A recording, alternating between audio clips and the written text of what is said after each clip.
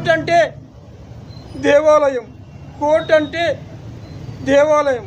Judge గారు మీరే నాకు దేవుడు, మీరే నాకు దేవుడు. నాకు 2 కొడుకులు ఉన్నారు, కానీ ఇద్దరు నన్ను సంతలో పశువుల పంచుకున్నారు. 1 సంవత్సరం ఒకడు, 1 సంవత్సరం మరొకడు పోషిస్తామని చెప్పారు. కానీ నాకు ఫ్రిడ్జ్లో పెట్టిన అన్నం 3 రోజులది కుక్కకు వేసినట్లు బొచ్చలో వేస్తున్నారు.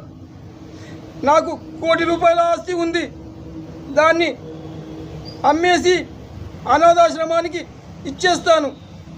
నేను ఆ ఆశ్రమంలోనే ఉంటాను, నా జీవితాంతం అక్కడే గడిపేస్తాను. అందుకోసం నాకు న్యాయం